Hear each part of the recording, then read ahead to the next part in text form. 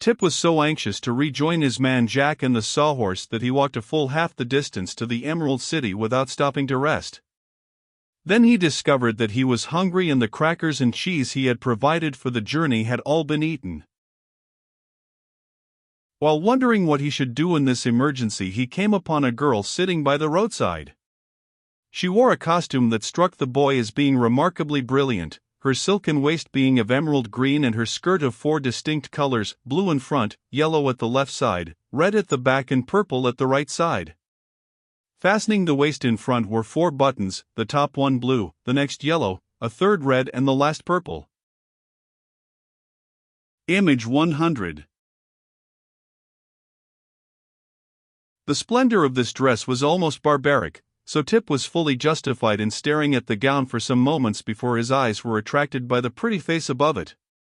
Yes, the face was pretty enough, he decided, but it wore an expression of discontent coupled to a shade of defiance or audacity. While the boy stared, the girl looked upon him calmly. A lunch basket stood beside her, and she held a dainty sandwich in one hand and a hard-boiled egg in the other, eating with an evident appetite that aroused Tip's sympathy. He was just about to ask a share of the luncheon when the girl stood up and brushed the crumbs from her lap. "There," said she, "it is time for me to go. Carry that basket for me and help yourself to its contents if you are hungry." Tip seized the basket eagerly and began to eat, following for a time the strange girl without bothering to ask questions. She walked along before him with swift strides, and there was about her an air of decision and importance that led him to suspect she was some great personage. Finally, when he had satisfied his hunger, he ran up beside her and tried to keep pace with her swift footsteps, a very difficult feat, for she was much taller than he, and evidently in a hurry. "Thank you very much for the sandwiches," said Tip, as he trotted along. "May I ask your name?" "I am General Ginger," was the brief reply.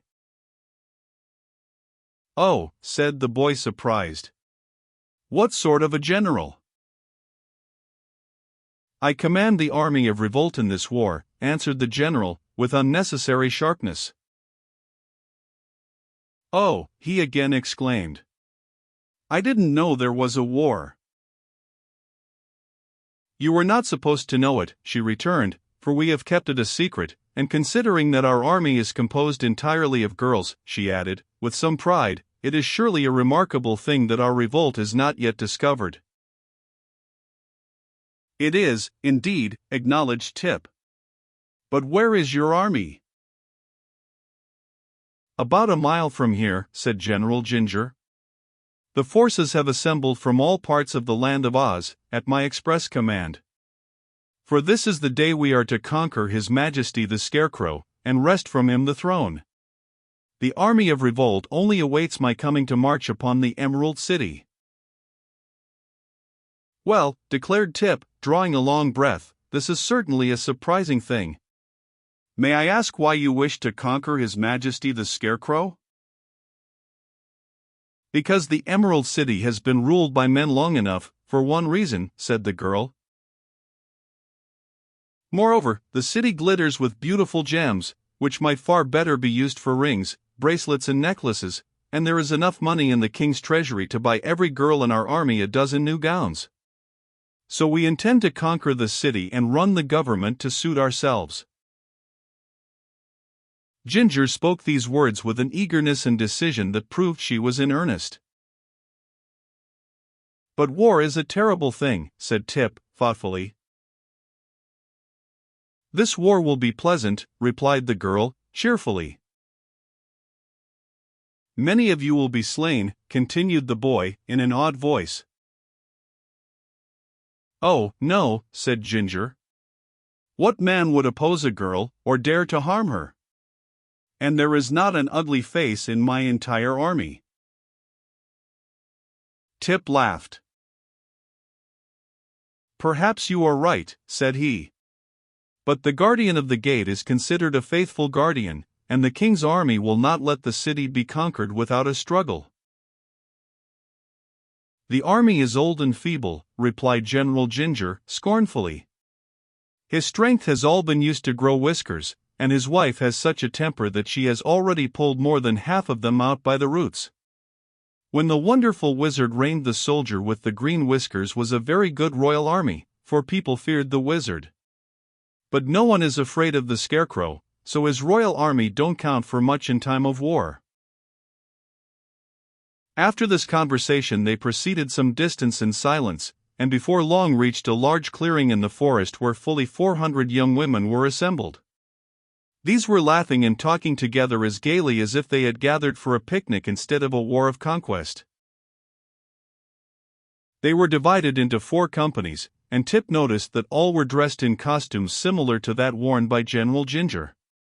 The only real difference was that while those girls from the Munchkin country had the blue strip in front of their skirts, those from the country of the Quadlings had the red strip in front, and those from the country of the Winkies had the yellow strip in front, and the Gillikin girls wore the purple strip in front. All had green waists, representing the Emerald City they intended to conquer, and the top button on each waist indicated by its color which country the wearer came from. The uniforms were jaunty and becoming, and quite effective when massed together. Tip thought this strange army bore no weapons whatever, but in this he was wrong. For each girl had stuck through the knot of her back hair 2 long, glittering knitting needles. General Ginger immediately mounted the stump of a tree and addressed her army. "Friends, fellow citizens, and girls," she said, "we are about to begin our great revolt against the men of Oz. We march to conquer the Emerald City, to dethrone the Scarecrow King, to acquire thousands of gorgeous gems, to rifle the royal treasury, and to obtain power over our former oppressors."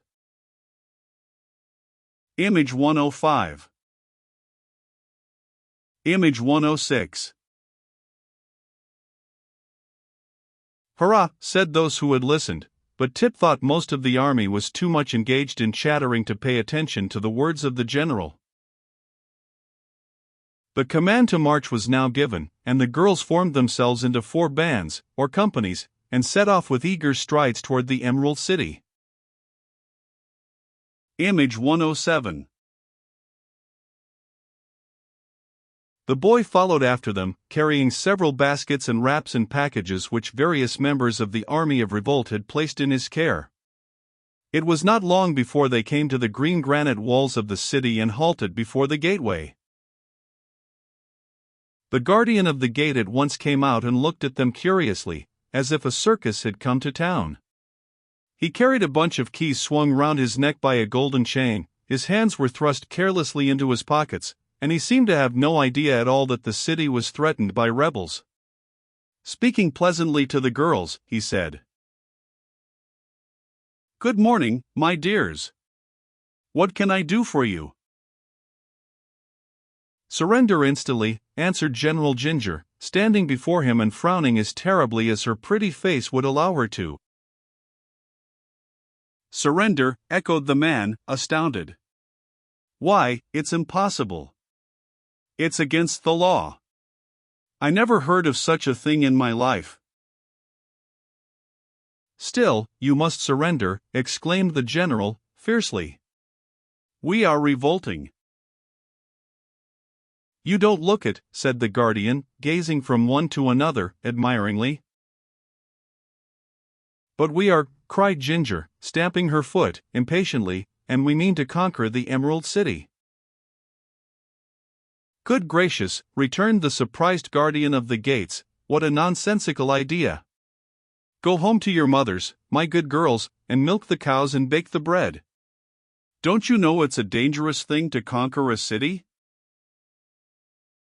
Image 109. "We are not afraid," responded the general, and she looked so determined that it made the guardian uneasy. So he rang the bell for the soldier with the green whiskers, and the next minute was sorry he had done so. For immediately he was surrounded by a crowd of girls who drew the knitting needles from their hair and began jabbing them at the guardian with the sharp points dangerously near his fat cheeks and blinking eyes. The poor man howled loudly for mercy and made no resistance when Ginger drew the bunch of keys from around his neck. Followed by her army, the general now rushed to the gateway, where she was confronted by the Royal Army of Oz, which was the other name for the soldier with the green whiskers. "Halt!" he cried, and pointed his long gun full in the face of the leader. Some of the girls screamed and ran back, but General Ginger bravely stood her ground and said, reproachfully, "Why, how now? Would you shoot a poor, defenseless girl?" "No," replied the soldier, "for my gun isn't loaded." "Not loaded?" "No, for fear of accidents. And I've forgotten where I hid the powder and shot to load it with. But if you'll wait a short time, I'll try to hunt them up." "Don't trouble yourself," said Ginger, cheerfully. Then she turned to her army and cried, "Girls, the gun isn't loaded." "Hooray!" shrieked the rebels, delighted at this good news, and they proceeded to rush upon the soldier with the green whiskers in such a crowd that it was a wonder they didn't stick the knitting needles into one another. But the Royal Army of Oz was too much afraid of women to meet the onslaught. He simply turned about and ran with all his might through the gate and toward the royal palace, while General Ginger and her mob flocked into the unprotected city. In this way was the Emerald City captured without a drop of blood being spilled. The army of revolt had become an army of conquerors. Image 111. Image 112. Image 113.